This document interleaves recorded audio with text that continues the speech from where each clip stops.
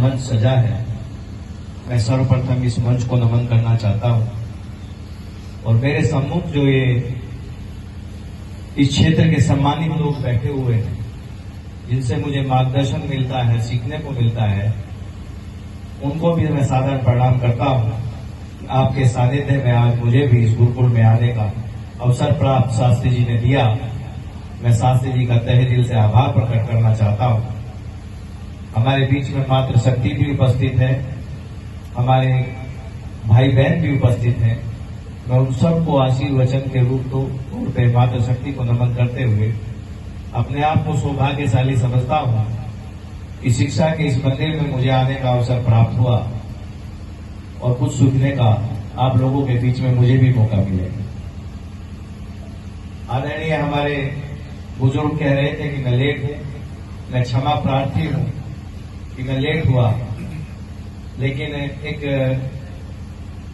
1857 की क्रांति के शहीद हुए हैं जोनवाना गांव के, बाबा श्यामल के साथ मिलकर के जिन्होंने इस देश को आजाद कराने की लड़ाई लड़ी थी, बाबा पदम सिंह तोमर, उनकी शहादत दिवस पे कार्यक्रम था।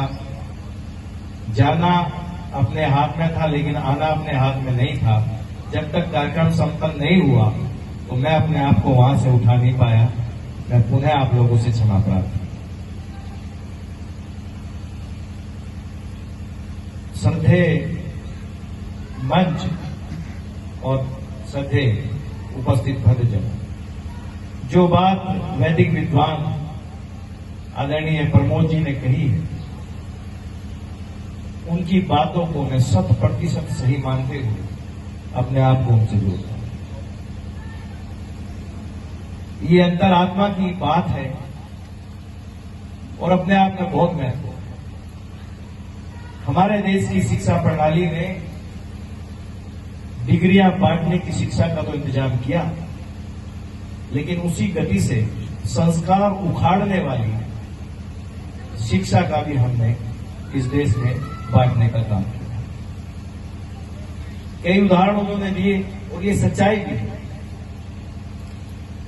जो शिक्षा पद्धति हमारे देश में है वो हमें रोजगार तो दे सकती है, लेकिन मैं समझता हूं कि रोजगार से पहले आवश्यकता अगर किसी चीज की है तो वो संस्कार की। डॉक्टर यशपाल जी हमारे बीच में बैठे हुए हैं, मुझे बहुत कुछ उनसे सीखने को मिलता है। स्थिति ये है कि रोजगार तो नौजवान पा गए और हम लोगों ने भी प्राथमिकता रोजगार को दी,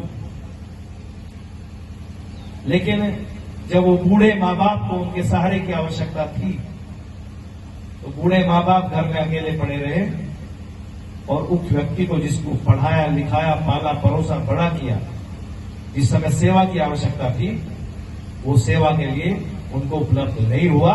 उसका सबसे बड़ा रीजन कारण ये था कि उसको संस्कार परक शिक्षा नहीं दी गई।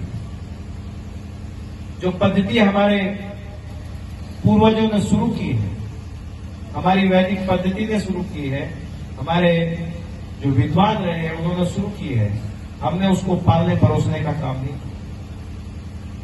मैं व्यक्तिगत तौर पे बचपन से ही गुरुकुल प्रभात आश्रम का नाम आपने सुना होगा, जो बोलाझाड़ टिकरी पे है, मैं बचपन से उससे जुड़ा रहा हूं। मेरे दादाजी वो आर्य समाज की विचारधारा को मानते थे, आर्य समाजी थे।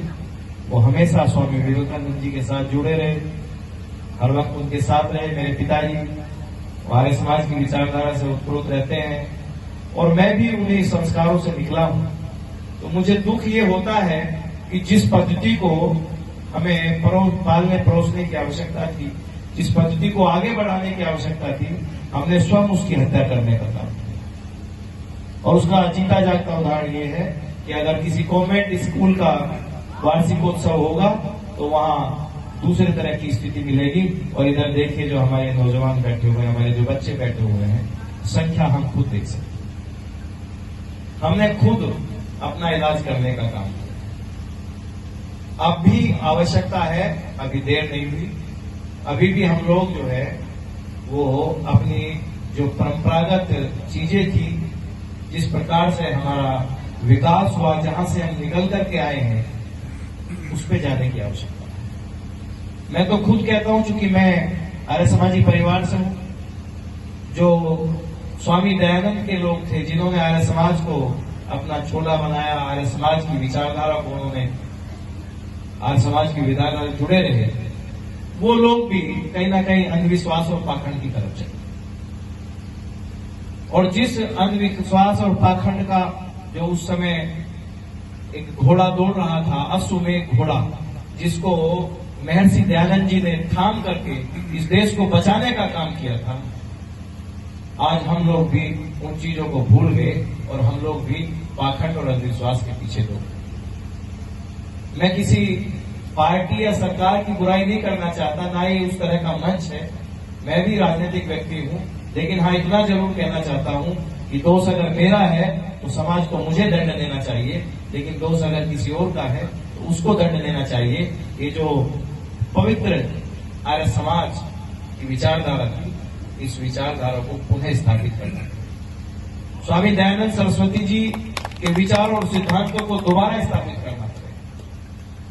सुबे सिंह जी यहाँ बैठे हुए हैं, सुधीर जी बैठे हुए हैं, बिल्लू प्रधान जी हैं, जो लोग हर वक्त मेरे साथ रहते हैं। मैं कहता हूं हालात बहुत ही खराब हो चुके हैं। मैं आपको ये बताना चाहता हूं, आप गिट्ठल ले लो, मेरा गांव मऊ ले लो, या और कोई गांव ले, स्थिति ये है कि 16-17 साल के बाद ये जो नौजवान हैं सब नशे में डूबते जा रहे हैं। बहुत बुरी हालत है, हर गांव की बुरी हालत है।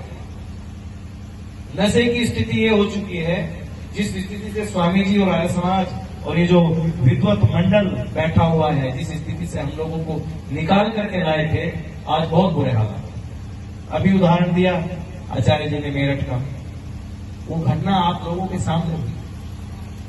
हम